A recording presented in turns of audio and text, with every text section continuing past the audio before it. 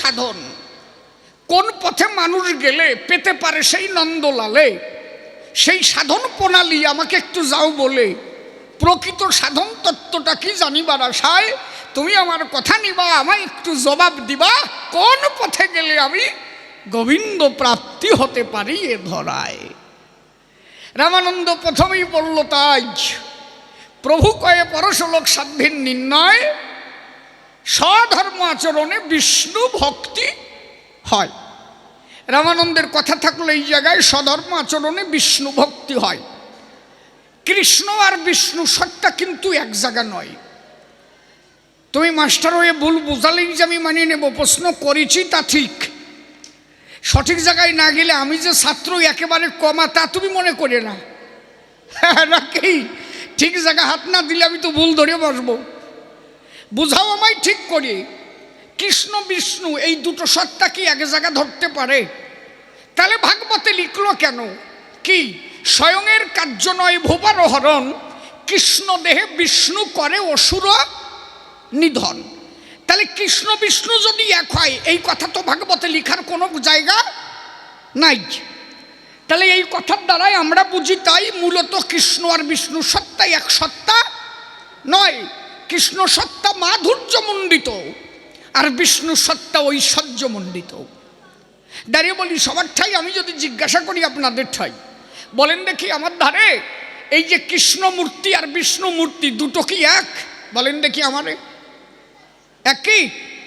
আচ্ছা, কৃষ্ণমূর্তি যদি দর্শন করি বসে শোনেন নরনারী, নর হয়ে অবতীর্ণ হয়েছিলেন আমার কৃষ্ণ হরি, তাই তো?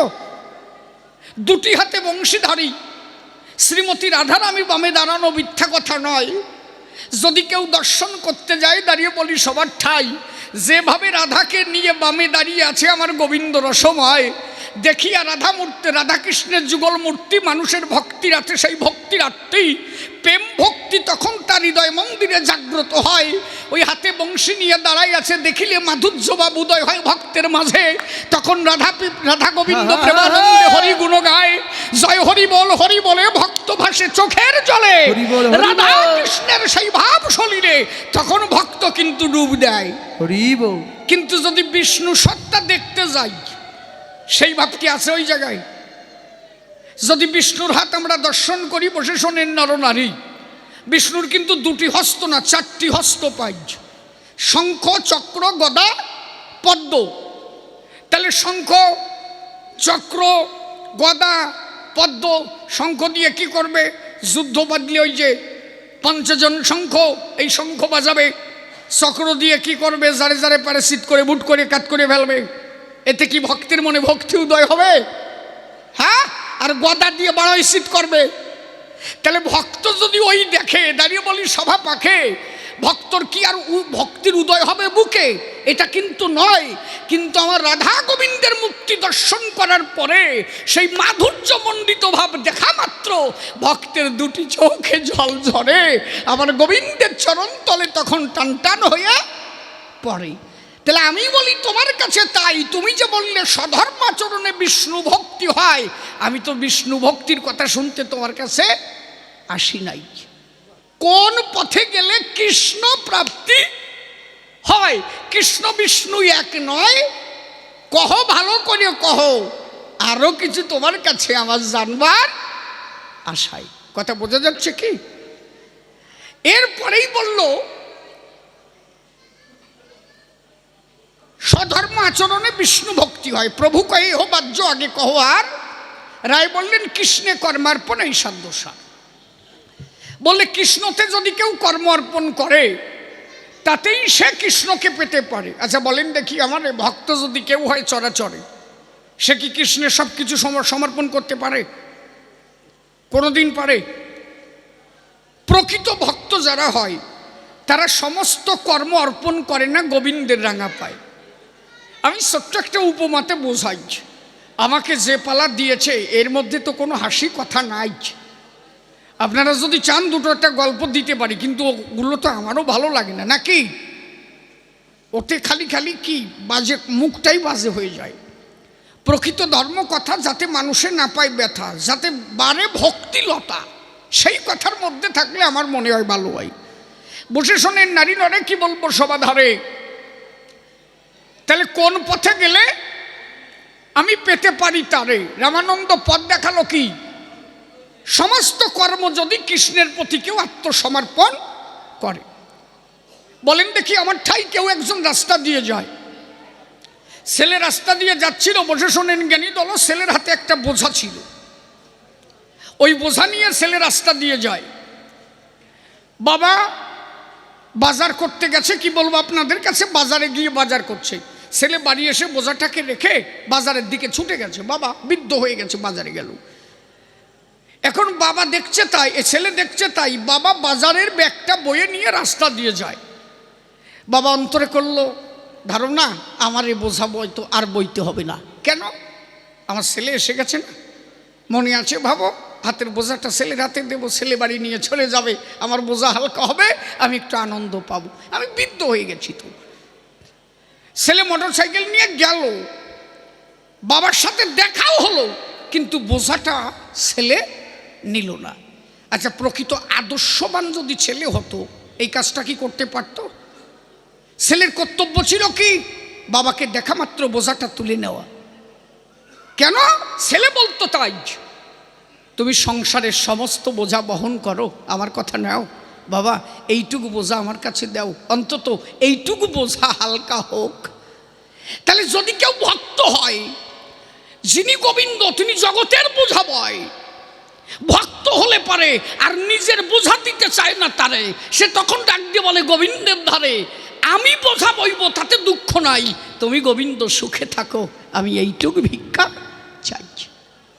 ভক্ত কখনো পূর্ণভাবে আত্মসমর্পণ, পূর্ণভাবে তার সমস্ত কিছু সঁপে দিতে পারে না। ভক্ত জানে তাই, আমি জীবনে যত পাপকর্ম করেছি, যদি এই পাপকর্ম দিয়ে আমার গোবিন্দের পায়, তাতে যদি আমার গোবিন্দ কষ্ট পায়। আমার মনে আছে, ভাবো আমার জীবনের ভালো যতটুকু আমি ততটুকু আমার গোবিন্দকে দেব, মন্দটুকু আমি ধরে রাখবো। মনে আছে, ভাবো ওই মন্দটুকু নিয়ে আমি কাঁদবো, কিন্তু তুমি হরি সুখে থাকো, আমার ভালো যতটুকু আমি তোমাকে দেব, আমি চাই না তুমি আমার জন্য কোনোভাবে কোনো কষ্ট পাও। তাহলে প্রকৃত কৃষ্ণ ভক্ত যারা সমস্ত কর্ম গোবিন্দের প্রতি আত্মসমর্পণ করে না, তারা। বসে শোনেন আপনারা, একদিন সত্যব্রত চাষার কথা বসে শোনেন বিজ্ঞ শ্রোতা। নারায়ণ ডাক দিয়ে বলে গোবিন্দের ঠাই। ওই যে কৃষ্ণচন্দ্র যিনি নারদের কাছে বললেন, তিনি, নারদ তুমি তো মনে করো তোমার উপরে ভক্ত জগতে নাই। বলে হ্যাঁ প্রভু, আমার উপরে ভক্ত আর কে? বলে চলো তাহলে মত্তধামে যাই, তোমার একটু ভক্ত দেখাই আনি। ভক্ত দেখাতে আনলো, বসে শোনেন জ্ঞানী দল, দুইজনে ঘুরতেছিল। সত্যব্রত চাষার বাড়ি গেল, গোবিন্দ ডাক দিয়ে বলে তাই নারদ, এর মতো কৃষ্ণ ভক্ত জগতে কেউ নাই। বলে চলো তাহলে যাই, আসছি যখন একক তো খাইয়েই যাই। দুইজনে যাওয়ার পরে বসে আছে, বিছনা দিয়েছে, বৈষ্ণব এসেছে ঘরে। ওরা তো আর জানে না দুইজন কারা, গোবিন্দ আর নারদ দুইজন এসেছে ঘরে। ওরা ছদ্মবেশে গেছে আর ভক্ত ভাবছে ভক্ত আমার বাড়িতে এসেছে। পদধৌত করে ভালো বিছনা সাজিয়ে দিয়ে বলছে আপনারা বসেন। উনি তো নাঙল চাষে গেছে, উনি আসার পরে কথা হবে সঙ্গ ধরে, কথা নেবেন, আমি রন্ধন করব, আপনারা সেবা নেবেন। স্ত্রী তার রন্ধনে গেল, বসে শোনেন জ্ঞানী দল, রন্ধন সারা হয়ে গেল। সত্যব্রত এই মুহূর্তে ঢুকলো। স্ত্রী এসে ডাক দিয়ে বলছে তাই জানো বাড়িতে দুইজন বৈষ্ণব এসেছে, কত ভালো মানুষ, কত কৃষ্ণ কথা কয়। বলে ভালো, সেবা দাও। নারদ তো ফাজিল কম না, ও ফাজিল তো এক জায়গায় দাঁড়ায় থাকা লোক না। ও তাকের পরে দেখে তাই পরিস্থিতি ভালো নাই। একজন কৃষ্ণ ভক্ত হলে তার বাড়িতে তরবারি থাকবে কেন? এটা তো ঠিক না। খালি তরবারি না, সে দেখে তাই পাশে একটা চাবুকও আছে রে ভাই। নারদ খোসা দিয়েছে নারায়ণের ধারে, প্রভু খাওয়া যাবে না এই ঘরে। বলে কেন? বলে কৃষ্ণ ভক্ত থাকলে তার বাড়ি অস্ত্র থাকবে কি করিয়ে? বলে শোন নারদ, ভেজাল বাদাইস না, এটা কথা নেই, ও বাড়ি যা থাকে থাকবে। ভক্ত তো কৃষ্ণ ছাড়ার কিছু বোঝে না, তুই তো জানিস না, এদের মতো কৃষ্ণ ভক্ত হয় না। ভাত যাদাই খাইয়ে চল বাড়ি যাই, ভেজাল বাঁধানোর দরকার নাই। বলে শোনো, ভক্ত যখন পরীক্ষা করতে আসছি আমি না শুনে যাব না। বলে কি শুনবি? বলে এই চাবুক আর তরবারি রাখলো কেন? এত বড় ভক্ত, তার বাড়ি অস্ত্র থাকবে কেন? বলে নারদ ভেজাল বাঁধাইস না। বলে শুনবি? বলে বলে তাই শোন। সত্যব্রত পাটা ধুয়ে এসে কেবল ঘরে বসেছে, বৈষ্ণবদের প্রণাম করেছে। নারদ কয় যে প্রণাম দেবা পরে, এই চাবুক রাখছো কেন ঘরে? সত্যব্রত বলে আপনারা এসেন বৈষ্ণব হয়ে সেবা নিতে ঘরে, আপনারা এসব কথা শুনে কি করবেন বলেন দেখি মোরে। নারদ বলে তাই, এই চাবুক আর তরবারির জবাব না দিলে তোমার বাড়ি খাবো না, নেই বুঝবানি ঠেলা কোন জায়গায়। আর বৈষ্ণব অপরাধী হলে তোমার নরকের জায়গা নাই। সত্যব্রত বলে তাই কথা তো ঠিক, কিন্তু এইটুকু জবাব না নিলে নয়। বলে দিতেই হবে। সত্যব্রত বলে তাই, যদি কোনোদিন নারদরে পাই মনে আছে ভাবো এই তরবারিটা রেখে চোর ফাঁসার মধ্যে ভরবো। নারদ বলছে গোবিন্দের ধারে, গোবিন্দ কোনো রকম বলে না যে আমি আইছি। এই কেন বড়িয়েই দিল, ঠিক নাই। বলছে আচ্ছা সত্যব্রত, তা নারদের পরে তোমার এত রাগ কেন? বলে শোনো, ও যেখানেই যাবে গোবিন্দ রক্ষা করো, ও যেখানেই যায় টুং টুং করে খালি গোবিন্দ গোবিন্দ ছাড়া ওর আর কিছু নাই। ও জলে পড়লেও গোবিন্দ, পাহাড় থেকে পড়লেও গোবিন্দ, সব জায়গায়ও গোবিন্দ। ওই একবারও কি জানে বিশ্ব জগৎ যে চালায় তার কত কাজ? আমি মনে করি তাই ও সারাদিন ওর জন্য গোবিন্দের রেস্ট নাই। হ্যাঁ, ওই শালারে যদি মারিয়ে দিই আমার গোবিন্দ একটু রেস্ট পাবে। নারদ চিন্তিত দিছে, বলি এ তো মারাত্মক ভক্ত। বলি এইরূপ ভক্ত তা তো জানি না। বলে চাবুক রাখছে কেন? এবার তাই শোন। বলে আচ্ছা চাবুক রেখেছো কেন? বলে যদি কোনোদিন প্রহ্লাদরে পাই ওইটা পিটাই মারতে চাই। বলে প্রহ্লাদের পরে এত? বলে শোনো, পাহাড় থেকে পড়ে গেল, গোবিন্দ রক্ষা করো। পাগলা হাতি ছেড়ে দিল, গোবিন্দ রক্ষা করো। বিষের বাটি দিল, গোবিন্দ রক্ষা করো। ওই একবারও কি ভেবেছিল ওই বিষের বাটি যদি আমার গোবিন্দের কিছু হতো? ও পাহাড় থেকে বললো, বলো গোবিন্দ রক্ষা করো। ওরে রক্ষা করতে গিয়ে যদি আমার গোবিন্দের কোনো ক্ষতি হতো? আমি মনে ভাবলাম তাই এই দুই শয়তানরে মারিয়ে দিলি, তাতে আমার গোবিন্দ একটু রেস্ট পায়। ভক্ত এত সোজা হওয়া যায়? তাহলে প্রকৃত ভক্ত যারা সমস্ত কর্ম গোবিন্দের প্রতি সমর্পণ করে না তারা। আপনি বাড়ির থেকে কবি জ্ঞান শুনতে আসছেন এখানে, বললাম না এটা টাপ আলোচনা, সহজে সবাই বোঝে না। আপনি কবি গান শুনতে বাড়ির থেকে বেরিয়ে আসছেন, বাড়ি প্রণাম করেছেন। সবাই তো গৃহ মন্দিরে প্রণাম করে কি না? একটু দূরে গেলে প্রণাম দেয়, ঠাকুর হ্যাঁ তোমারটা তুমি দেইও, আমি আসতেছি। মানে তুমি কুর হয়ে থাও, আমি ঘুরে আসি। কোন কৃষ্ণ ভক্ত এটা কোনোদিন বলবে না। যদি কেউ প্রকৃত আদর্শবান কৃষ্ণ ভক্ত হয়, সে প্রণাম করে বলবে তাই, জগতের হত্যাকর্তা তুমি, আমার ঘর কি হোক তাতে আমার বাধে না। কথা নিও, তুমি যেখানে থাকো তুমি ভালো থাকো, আমি যেন এইটুকু জানি। তুমি ভালো থাকলে তাতে আমি ভালো থাকবো। গোবিন্দ তুমি সুখে থাকো। বলেছে না, আমায় বাসো বা না বাসো ভালো, তাতে দুঃখ নাই, আমি তোমাকে বাসিব ভালো, এই ভিক্ষা চাই। তাহলে তুমি ভালো থাকো, তুমি তোমার নিজের ভালো আকাঙ্ক্ষা করো না। তুমি প্রণাম দিয়ে বলো তাই, গোবিন্দ তুমি ভালো থাকো, আমার গৃহ তোমার দেখার দরকার নাই। আচ্ছা আমি যদি তার ভালো চাই, সে আমার বাস দেবে তাই মনে হয়? কিন্তু চাওয়ার মধ্যে পার্থক্য তো। একটা বিষের বাটি রাধারানীর কাছে তুলে দেওয়া হলো, আর একটা বিষের বাটি প্রহ্লাদের কাছে তুলে দেওয়া হলো। তাহলে যে বিষের বাটিটা রাধারানীর কাছে আর যে বিষের বাটিটা প্রহ্লাদের কাছে, দুইজনের চাওয়া আলাদা। প্রহ্লাদ বিষের বাটি হাতে নেওয়া মাত্র বলছে গোবিন্দ রক্ষা করো, মানে বিষ খেয়ে তুমি মরো দরকার নাই, আগে আমারে বাঁচাও। এইটা হচ্ছে প্রহ্লাদের কথা। আর রাধারানীর কাছে যে বিষের বাটি, রাধারানী কি বলছে? আমাকে বিষ দিয়ে যদি তুমি সুখে থাকো, আমি বিষ খাবো, দুঃখ নাই। চাওয়াটা আলাদা হয়ে গেল না? একজন প্রেশার ক্রিয়েট করলো যে গোবিন্দ রক্ষা করো, বিষ দেশে রক্ষা করো, মানে তুমি এসে খাও, তুমি মরো আমি আগে বাঁচি। এইটা হচ্ছে প্রহ্লাদের কথা। আর রাধারানীর কথা কি?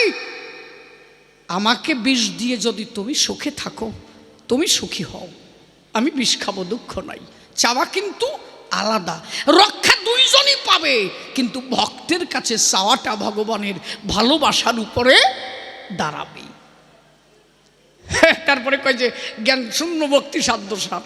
বলে জ্ঞান মিশ্রা ভক্তি না, এটা হয় না তো।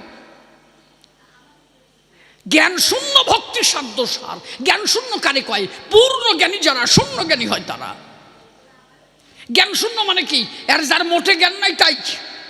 কি বলে রে ভাই, পূর্ণ জ্ঞানী হলে সে শূন্য জ্ঞানী হয়ে যায়। বিষয়টা বুঝবেন। এটা বৃহৎ হয়ে যাচ্ছে নাকি আলোচনা? আলোচনা কি বৃহৎ হচ্ছে? করবো আলোচনা নাকি? আমি এখানে যদি প্রণাম করি কারো পায়, আপনারা এখানে বসে আছেন সবাই,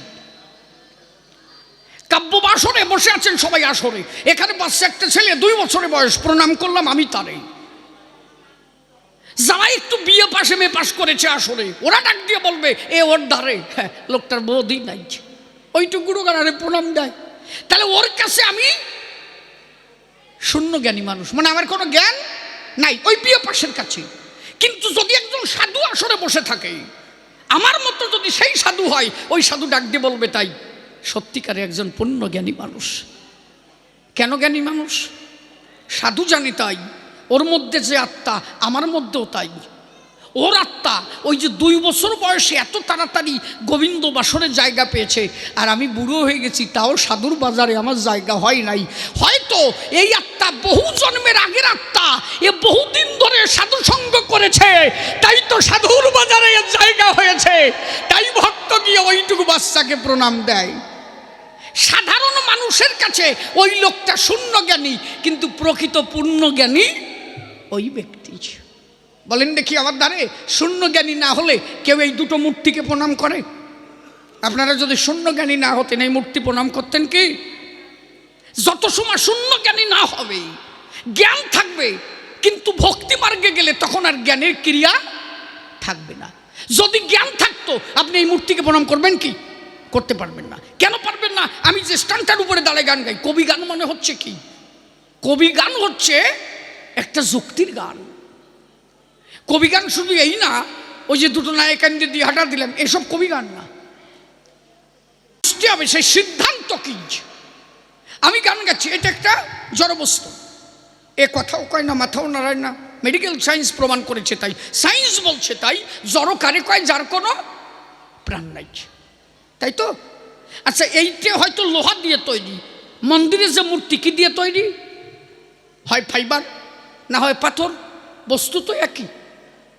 তারও প্রাণ নাই, এরও প্রাণ নাই। তাহলে প্রণাম করে স্ট্যান্ডার্ড পাই আমরা, কিন্তু কেউ প্রণাম দিচ্ছি না। প্রণাম দিচ্ছি কোন জায়গায়? যেখানে রাধা গোবিন্দের মূর্তি আছে ওই জায়গায়।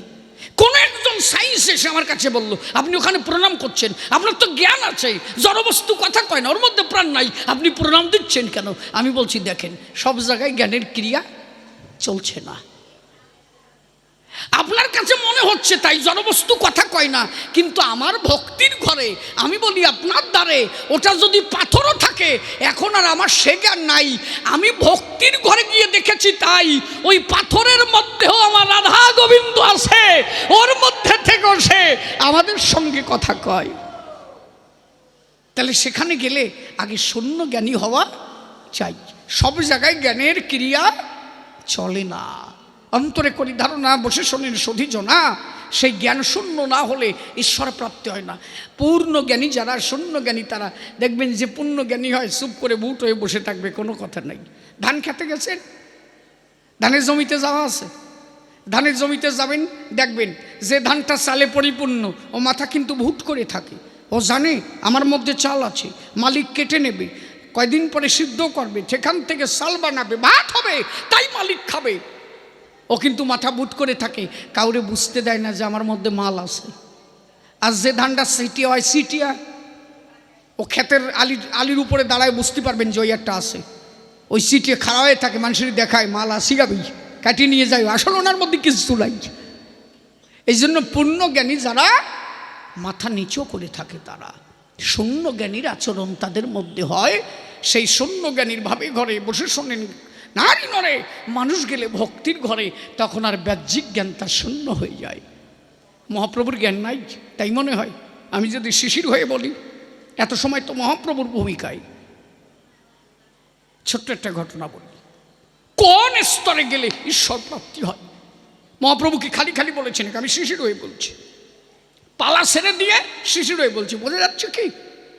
এখন আমি শিশির হলাম, মহাপ্রভুর কথা বলছি। আমি তো মহাপ্রভুর ভূমিকায় থেকে মহাপ্রভুর কথা বলতে পারি না, তাহলে কবি গান থাকে না। বললাম না, কবি গান একটা কঠিন বিষয়। আমি ওই ভূমিকা বাদ দিয়ে এবার মহাপ্রভুর দুটো কথা বলি শিশির হইয়া। কোন স্তরে গেলে ঈশ্বর প্রাপ্তি হয়? মহাপ্রভু যিনি একদিন বৃন্দাবনে যাচ্ছেন, তিনি তা বৃন্দাবন যাচ্ছেন, একটা আশ্রমে গান গাচ্ছি। আমি যে বাজে কথা বলতে পারি না তা না, আমি যদি বাজে কথা বলি মোতাই ছাড়িয়ে দেওয়ার লোক আমি। আমার চ্যানেল দেখলে বসবে মানুষে। এখন আস্তে আস্তে বয়সে যাচ্ছে, চারিদিকে পাক ধরিছে নাকি, আর বাজে কথার বয়স আমার আছে? এখনো বললি মোতাই ছাড়িয়ে দিতে পারি আমি। এই জন্য মা চরণ ধরে করি, মানা ভালো কথা বলছি শোনো, যা শুনলে কাজ হয়। ওই দুটো ফুলো গল্প শুনে করবা কি, যাতে কিচ্ছু নাই। বৃন্দাবন চলছে মহাপ্রভু, সঙ্গে কে? বলভদ্র। তা মহাপ্রভু যেতে যেতে কি বলবো, সভাতে একটা গোয়াল ঘরে ঢুকে গেছে। গোয়াল ঘরে কি হচ্ছে? একটা গাভী হাম্বার রবে ডাক দিয়েছে। মহাপ্রভু মনে ভেবেছে তাই একটু গোয়াল ঘরে যাই। ওই গোয়াল ঘরে গরু আছে, কি বলবো আপনাদের কাছে, ওই গরুর গোবরের মধ্যে মহাপ্রভু গড়াগড়ি খাচ্ছে। ভক্ত যারা পিছন থেকে মহাপ্রভুকে কোলে করে নিয়ে এলো, তারা মহাপ্রভুর নয়নের ধারা পিস্কারির আকারে বের হচ্ছে। গোবিন্দ দাস, কাঞ্চননগর গোবিন্দ দাস, যিনি মহাপ্রভুর সঙ্গে থাকতো সব সময়, গোবিন্দ দাস মহাপ্রভুর প্রেম বর্ণনা করতে বলেছে। মহাপ্রভুর চোখের জল, একটা বাচ্চা ছেলে যেমন রং খেলার সময় পিস্কারি ধরে, মহাপ্রভুর চোখের জল তেমন ভাবে পড়তো, পিস্কারির আকারে। চোখের জল পিস্কারির মতো চলছে। ভক্তরা তাকে কোলে করে নিয়ে সান্ত্বনা করছে, ডাক দিয়ে বলছে মহাপ্রভুর ঠাই। প্রভু বলেন কি? আচ্ছা তুমি গোয়াল ঘরে গেলে? বলে গেলাম। তা তুমি ধুলাই গড়াগড়ি গেলে গোবরের মধ্যে, তোমার কি একবার মনে হলো না এটা গোয়াল ঘর, বৃন্দাবন না? মহাপ্রভু বলছে আমার ভাব আর তোমার ভাব তো এক না। ওটা যে গোয়াল ঘর, আমি তো এই ভাবনাই ছিল না। দেখেন বলছে ওটা যে গোয়াল ঘর, আমার তো ওই ভাবনাই ছিল না। বলে তা প্রভু আপনি কি জন্য গেলেন? বলে আমি যখন রাস্তা দিয়ে যাই, গরুটা হাম্বা রবে ডাক দেয়, আমার মনে হলো বৃন্দাবনে গোবিন্দ তার বাঁশরির টান দিয়েছে। বলছে আমার মনে হলো বৃন্দাবনে গোবিন্দ তার বাঁশরির টান দিয়েছে, আর গোবিন্দের বাঁশরির টান শুনে গাভী বৎস হাঁকহার করে চিৎকার করছে।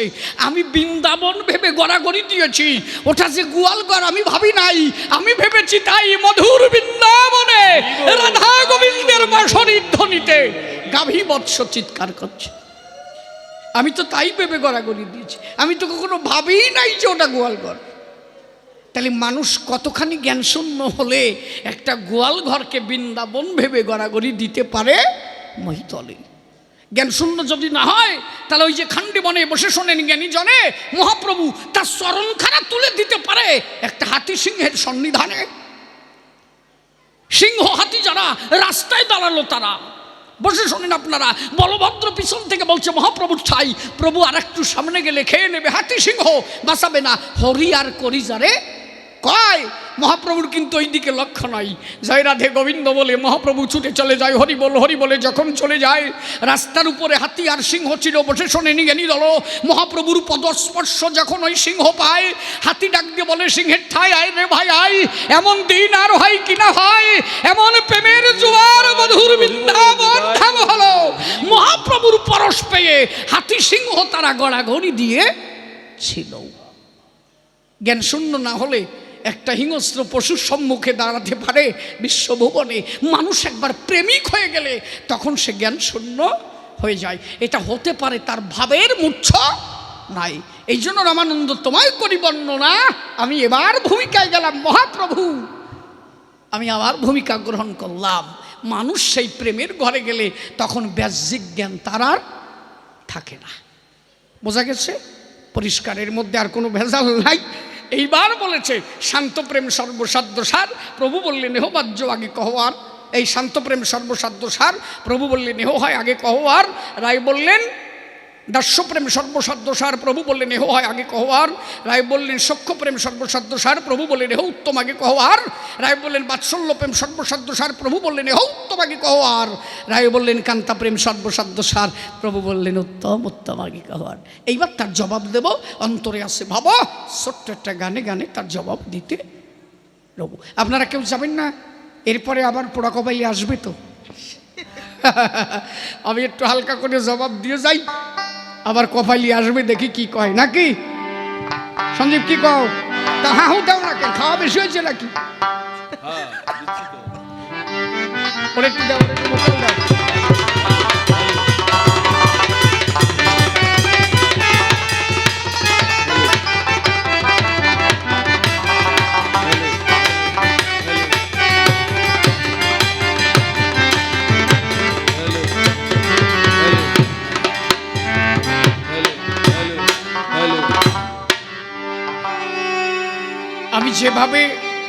আমি যেভাবে জবাব দিচ্ছি ও বসবে কি না? আমি যে সারমর্ম কথাগুলো বলছি সারটুকু ফেলে না দেয়। ছেলের জ্বর হয়েছে তো বাবা ভাবছে ছেলেটার একটা প্যারাসিটামল খাওয়াই, তো ছেলে প্যারাসিটামল খায় না, কারণ ওর মধ্যে কুইনাইন আছে তো, তিতো। বাবা মনে মনে ভাবলো তাই বাজার থেকে একটা মিষ্টি এনে ওর মধ্যে ভরে দিয়ে খাওয়াইছে। একটা কালোজাম মিষ্টি কিনে ওর মধ্যে কুইনাইন আছে, প্যারাসিটামল ভরে দিয়ে ছেলের বলছে খা। ছেলে খেয়েছে, বাবা আনন্দ পেয়েছে, জ্বর সেরে যাবে, ভয় নাই। এখন বেলা যত যায় তত বাড়ে। বাবা গেছে ডাক্তারের দ্বারে, কি ওষুধ দিলি আমারে? ছেলে খেলো আমার সামনে, মোটে ওষুধ খায় না, কত কষ্ট করে মিষ্টির মধ্যে দিয়েছি ভরিয়ে। ছেলে খাওয়ার পরে আমি ভাবছি জ্বর যাবে সারিয়ে, দিন যত যায় জ্বর তত বাড়ে। ডাক্তার বলে ওষুধ ঠিক দিছি, আপনার ছেলে খাইছে কিনা শুনে দেখেন। বলে না না খেয়েছে আমার সামনে। বলে বললাম তো আপনার ছেলেও কমা না। ও বাড়ি যেয়ে ছেলের কাছে বলছে তাই খোকা মিষ্টি কেমন খাইছো বাবা? বলে বাবা কালো জাম ভালো খাইছি, ভিতরের বিসিডে ফেলাই দিছি। বলে যাতে জ্বর সারবে সেইটা ফেলাই দিছে। এই জন্য তোমার করি মানা, সেটা কাজের কথা সেইটুক ফেলে দিও না বাবা, মূল কথাটা ধরে রেখো।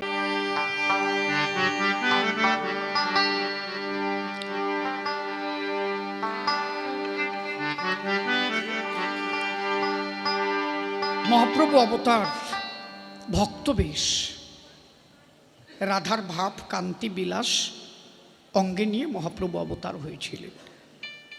রাধা প্রেমে ঋণী হয়েছিলেন। কৃষ্ণ ভক্ত হয়ে রাধারানীকে বলেছিলেন তোমার ভাবকান্তি বিলাস আমাকে দাও, আমি ভক্ত হয়ে বুঝতে চাই তুমি আমাকে কেমন ভালোবাসতে। যদিও পালার মধ্যে কথা বললে পালার থেকে না। পাগল বিজয় সরকার এই জন্য ওই যে একটা গান লিখেছেন,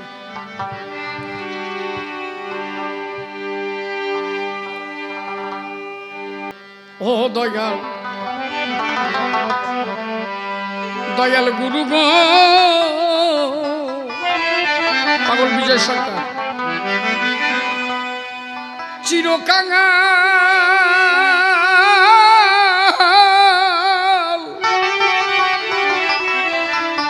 চিরকাঙাল করে আমার বিরামি সোমবারই না রাখিও ধরা।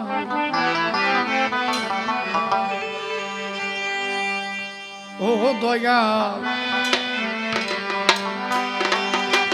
গুরু গো। বিরাম তোর বললাম না, বিরাম কি গো ছেড়ে দে। চিরকাঙাল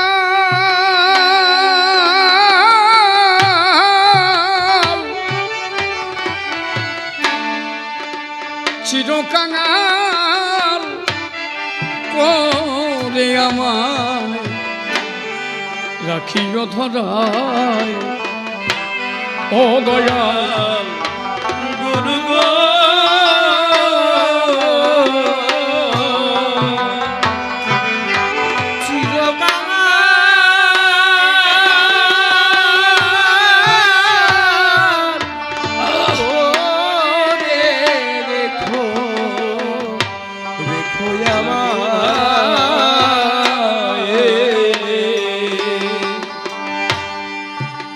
তোমার নাম নিতে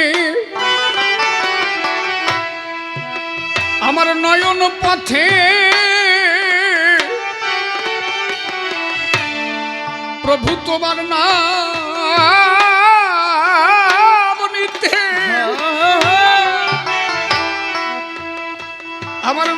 পথে ও যেন অশ্রুধারা বয়ে যায় চিরকাল করে দেওয়া ও দয়াল গুরু গো চিরকাল করে আমায় রাখিও ধরায়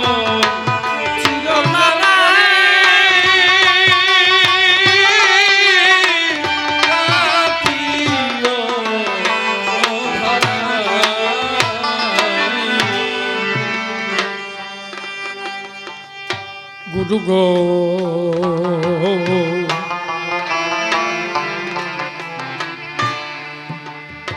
আমি কাঙাল বেশে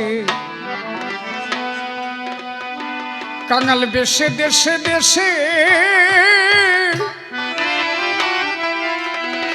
করে আমি ঘুরিয়া বেড়াই আরে নিত্য নিত্য আমি যেন তোমার ভক্ত সঙ্গ পাই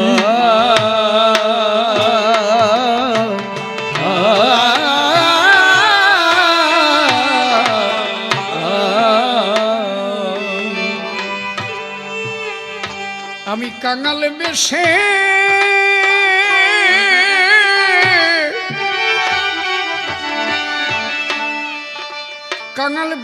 দেশে দেশে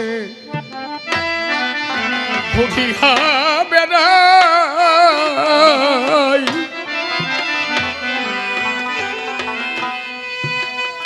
আরে নিত্য নিত্য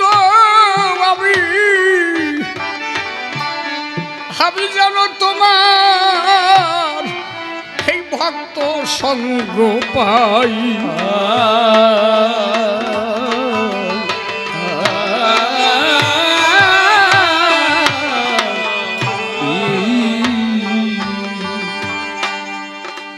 আমার মান অভিমান হরি বল হরি বল হরি হরি বল হরি তেজ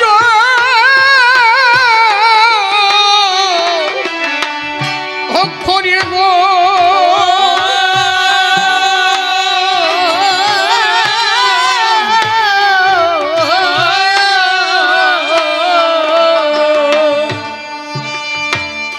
হরে আমি লুঠাই জানো এই ভক্তের পায়ে হরিবল হরিবল হরিবল ওরে তোমার আমার মানবিমান তেজ করে আমি লুঠাই জানো এই ভক্তের পায়ে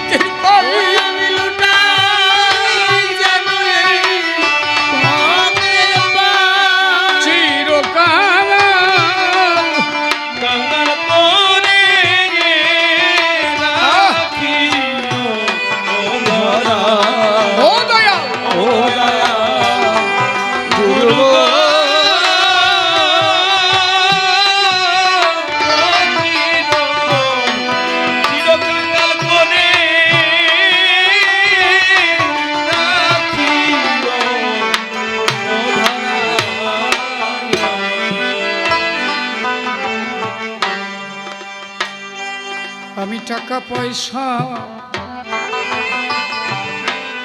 চাই না দয়াল দয়াল রে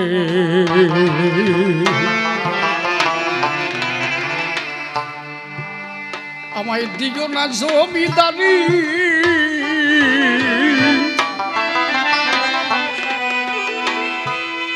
আমার রসনাথে সদাই সদা যেন আমি আমি বলি হরি হরি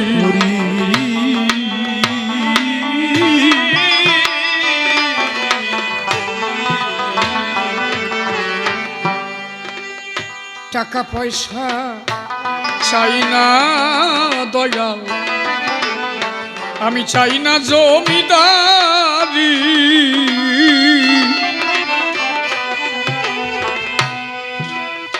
হারে রসনাতে সদাই সদাই যেন আমি বলি হরি হরি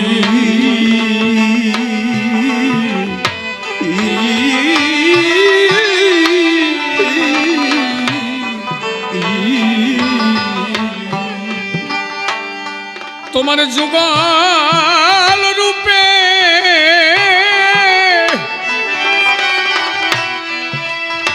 হরে নয়ন দিয়ে গো হরি বল হরি বল হরি হরি বল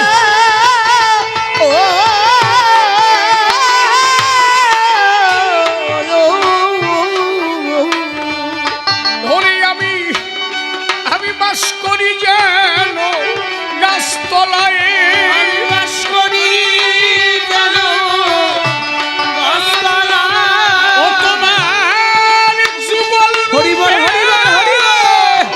নয়ন দিয়ে আমি বাস করি যেন ও গাছতলায় তোমার। জয় জয় রাধা গোবিন্দ প্রেমানন্দ হরিবল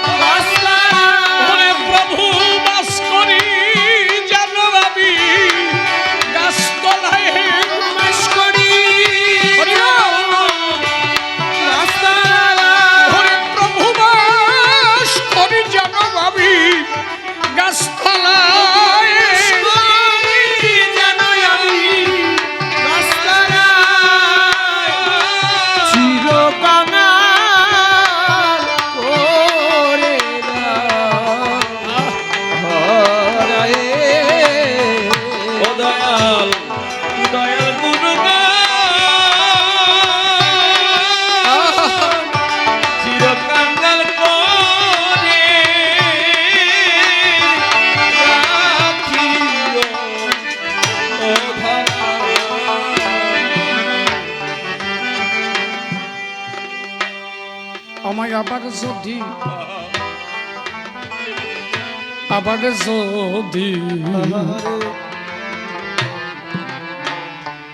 আবার যদি পাঠাও দয়াল, দয়াল তুমি এ ভাব সংসারে একজন কৃষ্ণ ভক্ত মায়ের গর্ভে ও বান্ধব জন্ম দিও মনে,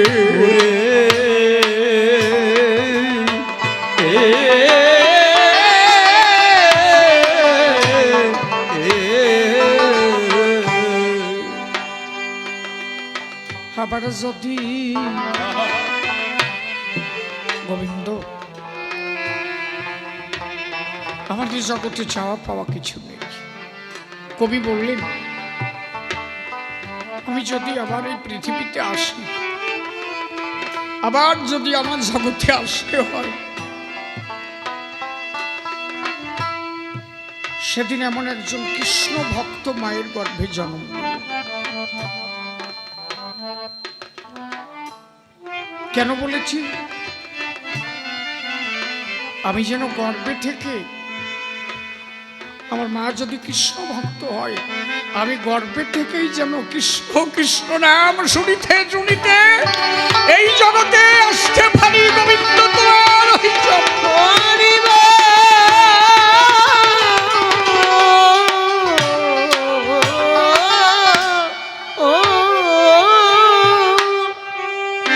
যদি আমায় পাঠাও দয়া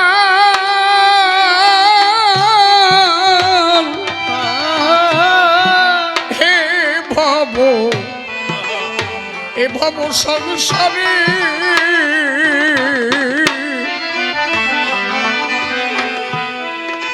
একজন কৃষ্ণ ভক্ত মায়ের গর্ভে রে আরে তুমি জনম দিও মনে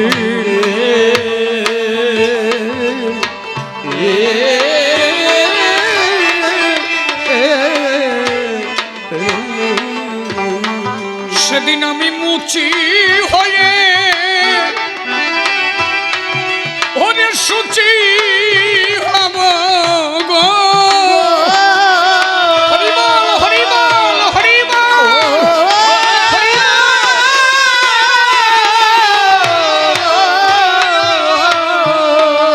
ওরে আমার মা যদি কৃষ্ণ অনুরাগী হয়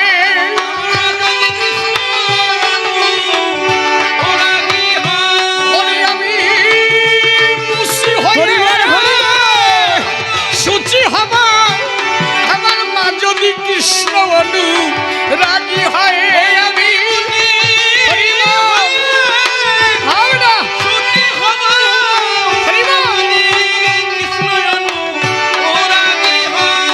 আমার মা যদি কৃষ্ণ রাগী হয়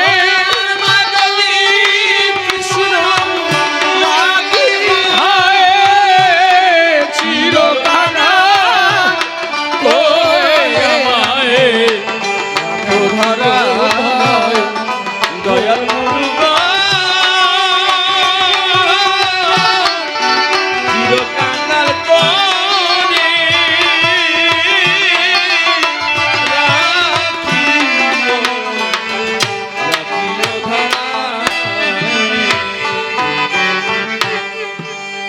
ও পাগল বিজয় বলে কবে বিষয় ছেড়ে এ বিষয় ছেড়ে আমার শুদ্ধ হবে মন আরে তিলক কেটে কপনি এটে যাব মধুর বৃন্দাবন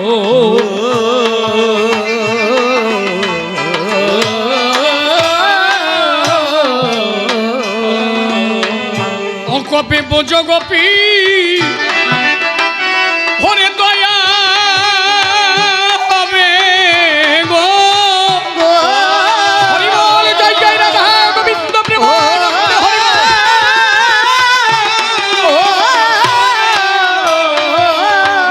হরে আমি এই ব্রজের ধুলি মাগবো গায়ে হরি বল ধুলি মাগবো গায়ে আমি এই ব্রজ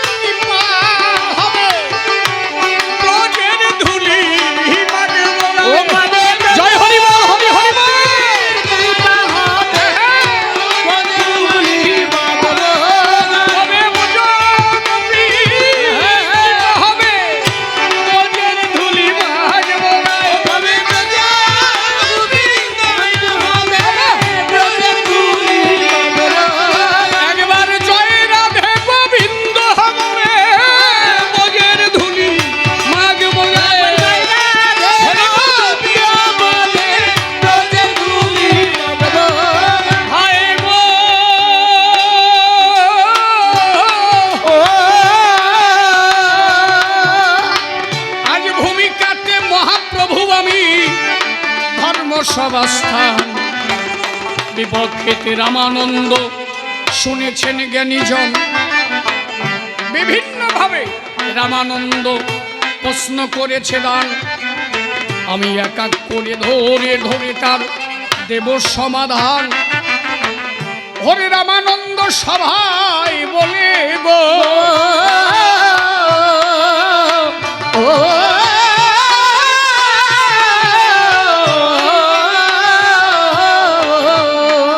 শান্ত প্রেম সর্বসাধ্য সার, দাস্য প্রেম সর্বসাধ্য শোনেন নারী নর। শান্ত হয় দাস্য হয় সখ্য উত্তমে গেল, বাৎসল্য প্রেম উত্তম আপনারা শুনলেন জ্ঞানী দল। আস্তে কান্তা প্রেম উত্তম উত্তম কেন কইলাম তাই, বলে সব কথার বিবরণ আমি শনিবারে চাই। শান্ত দাস্য সখ্য বাৎসল্য আরো মধুর রতি, এর মধ্যে সর্বশ্রেষ্ঠ মধুরতিতে বসতি। বলে গুণাধিক্যে আস্তে গুণাধিক্যে সাদাধিক্য বারে পঞ্চরসে, শান্ত দাস্য সখ্য বাৎসল্য মধুর জৈতে বৈশে। এই চতুর্গুণ একা ধরে ওই কান্তা প্রেমে ধায়। খালি খালি কি আর কান্তা প্রেমকে সর্বশ্রেষ্ঠ কয়। শান্ত প্রেমে যোগী ঋষি মুনিরা সাধন করেছিল, দাস্য প্রেমে বীর হনুমান শোনেন জ্ঞানী দল। শান্ত প্রেমটা কে যোগী ঋষি মুনি যারা, তারা শান্ত প্রেমে ঈশ্বরকে পেয়েছিল। তারা শান্ত প্রেমের দ্বারা তাকে লাভ করেছে। শান্তের থেকে সাধনায় পরিপূর্ণ হলে দাস্য প্রেম একটু উন্নত। কেন? দাস্য প্রেমে পেয়েছিলেন হনুমান, কিন্তু হনুমান দাস্য প্রেমে পেল। দাস্য প্রেম হচ্ছে হয় উত্তম নয়। কেন উত্তম নয়? হনুমান কখনো রামের সঙ্গে আইন লঙ্ঘন করতে পারে নাই। একটা রুলসের মধ্যে ছিল হনুমান সব সময়। হনুমান যখনই রামের সঙ্গে কথা বলেছে, হে প্রভু হে রাম, এই রাম বলে কোনোদিন কিন্তু ডাকতে পারে নাই। রামের সঙ্গে কোনোদিন হনুমান তুই তোকারি করতে পারে নাই। সব সময় রুলস মেনে চলেছে। প্রভু আপনি বলেন, আপনি যে আজ্ঞা করবেন আমি সেই আজ্ঞা পালন করব। কখনো বলে না, হে রাম তুই এদিকে আয়। বলেছে কি,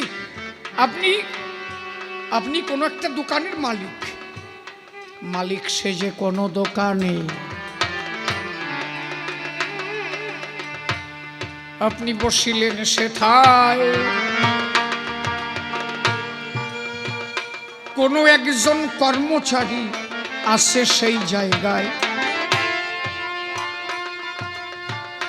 ওই কর্মচারী কখনো কি গো মালিককে তুই তুকারি করে, সদা সর্বদা আপনা আপনি বলে কথা কিন্তু মুখে ধরে। ও সবসময় বলবে, মালিক আপনি যা বলবেন আমি তাই করব। দেখেন কখনো কিন্তু তুই তুকারি করতে পারে না, ওর আইন মেনে চলতে হচ্ছে। আচ্ছা বলেন তো, বন্ধু বন্ধু খেলা করছে, এই বন্ধু বন্ধুর মধ্যে কখনো কোনো রুলস থাকে কি? সখ্য মানে ভাই ভাই।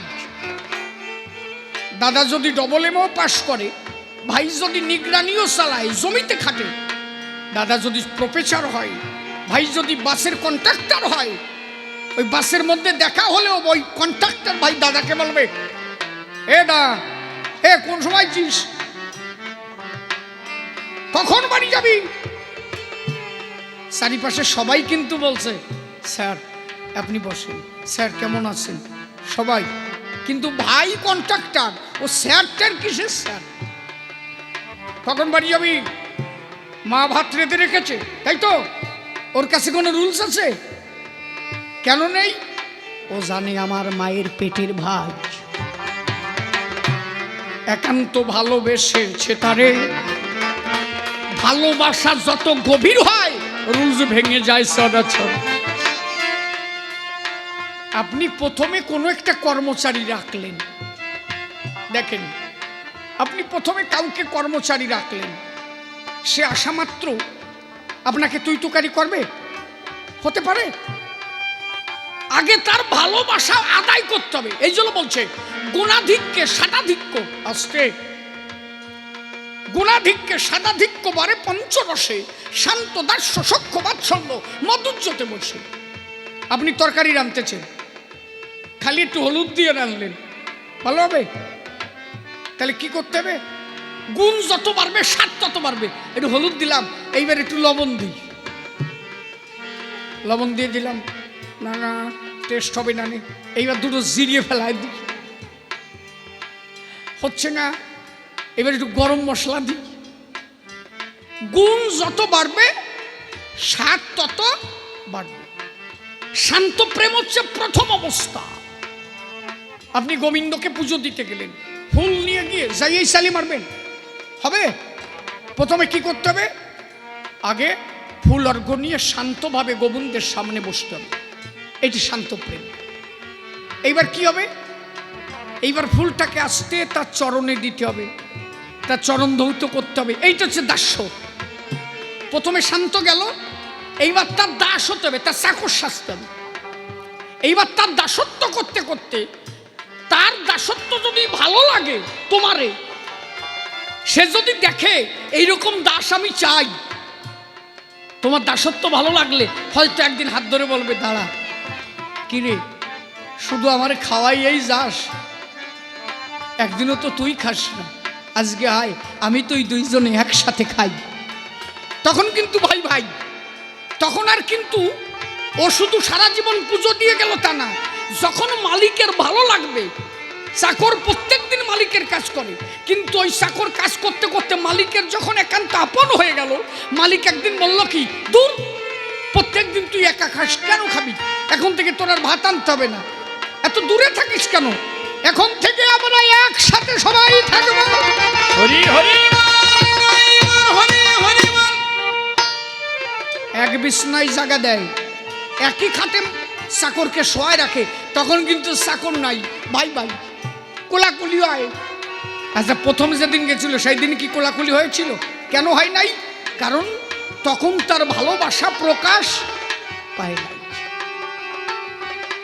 গুণ যত বাড়বে, বুঝছো না, আসতে মোটে বাজাস নি, ছেড়ে দিবি, আসতে বাজাবি, দাবড়ায় পারিনি মোটে। একটা ছেলে বিয়ে করে বউ আনলো, বউটার চেহারা খুব ভালো।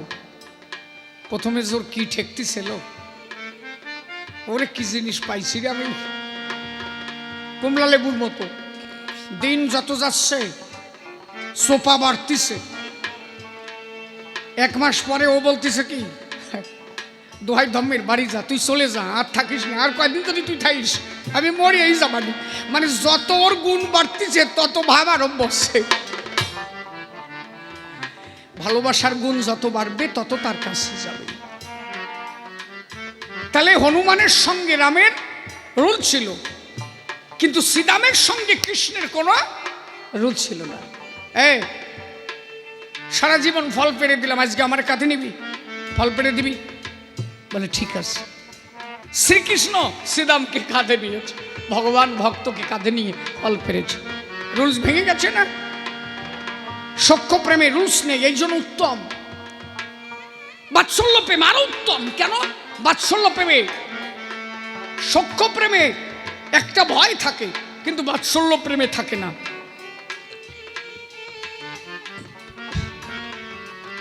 বাৎসল্য প্রেমটা হচ্ছে মা এবং পুত্রের মধ্যে, মা এবং পুত্র। এই মাতা পুত্রের সম্পর্কের থেকে কান্তা প্রেম শ্রেষ্ঠ। মা ভালোবাসে, কৃষ্ণকে যশোদা ভালোবেসেছিল, তাই তো? খেতে চাইলেও খাইয়ে দিয়েছে। আচ্ছা, পুত্র যখন বড় হয়ে যায় মা তারে নিয়ে ঘুমায়? কেন ঘুমায় না? জানে বড় হয়ে গেছে। একটা সময় আমার মা আমাকে কোলে করে নিয়ে শুয়ে আছে, আমি ল্যাংটা। মা প্রসব যন্ত্রণায় তার হয়তো ল্যাংটা থাকতে হয়েছে, আমি জানি। ওই মায়ের গর্ভ থেকে আমি এসেছি। কিন্তু আমার যখন বয়স হয়ে গেল আর কোনোদিন মা আমার সঙ্গে কিন্তু বিবস্ত্র হয়ে আসেনি। কেন? তখন মায়ের লজ্জা ধরা পড়েছে। কিন্তু কান্তা প্রেমে গেলে এই লজ্জাটা আর থাকে না। লজ্জা, ঘৃণা, ভয় তিন থাকিতে নয়।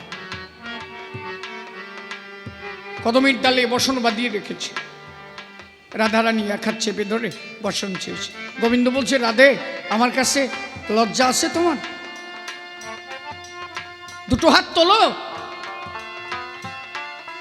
বলে, আমি জানি তুমি কি চাও। গোবিন্দ বলল, রাধে তুমি একটু নয়ন মুদিয়ে দেখো তো আমি কোথায়। তুমি তো বাইরের বস্ত্র আটকে রেখেছো, তুমি দেখো তো আমার কাছে তোমার লজ্জা আছে নাকি। নয়ন মুদিয়া রাধারানী দেখে, আমি যার জন্য লজ্জা নিবারণ করে বসন চেয়েছি সেই গোবিন্দ আমার হৃদয় মন্দিরে বসে আছে। তাহলে যিনি আমার হৃদয় মন্দিরের পাখি তার কাছে লজ্জা থাকে নাকি? দেখেছ? কান্তা প্রেম, কান্তা কি? যেখানে গেলে ভক্ত ভগবানের পূর্ণ মিলন, জীবাত্মা পরমাত্মার মধুর মিলন। কান্তা শব্দ কি? কান্তা শব্দটাকে যদি সন্ধি বিচ্ছেদ করি, কায়া যোগ অন্ত কান্ত, কায়া যোগ অন্তা কান্তা। কায়া মানে দেহ, অন্ত মানে শেষ। যেখানে গেলে দেহ নাই, কায়া মানে দেহ, অন্ত মানে শেষ। যেখানে গেলে কোনো দেহ নাই, কে নারী কে পুরুষ এই দেহের কোনো সম্বন্ধ নেই। যেখানে গেলে জীবাত্মা পরমাত্মা গোবিন্দ, জীবাত্মা রাধারানী, রাধা গোবিন্দের পূর্ণভাবে মিলন ঘটে, সেইটাই কান্তা প্রেম। যেখানে গেলে থাকবে না লজ্জা, ঘৃণা, ভয়। তিনি যেমন এনেছেন আবার আমাকে তেমন যেতে হবে, তার কাছে কোনো লজ্জা, ঘৃণা, ভয় থাকে না। এই জন্য দাঁড়াইয়া বলি সবার ঠাই কান্তা প্রেমের উপরে সর্বশ্রেষ্ঠ নয়। কান্তা প্রেম দেখো সর্বশ্রেষ্ঠ হলো। আর কেন দাঁড়াইব ধর্মসভা তলো, দাঁড়াইয়া বলি আমি সর্বসভার ঠাই। ঠিক করে বলি, তবে আর বেশি কথা বলবো না, ছেড়ে দিয়ে যাবো আমার কবির কল্পনা। এদিকেতে আছেন যত ভক্তগণ, বন্দনা করে যাই সবারই চরণ। এদিকেতে আছেন যত মাতৃ জাতি, আমি সকলের চরণে জানাই প্রণতি। এরপরে বাবাজি সভাতে আসিবে, ও আর একটু কথা সভা মাঝে বলিবে। পুনরায় আমি এসে দিব দর্শন, অবশেষে দুইজনে হইবে মিলন। প্রথমবারে পর্যন্ত যাই ক্ষান্ত করি প্রেমানন্দে ভক্তবৃন্দে, বলো হরি হরি হরি হরি বল।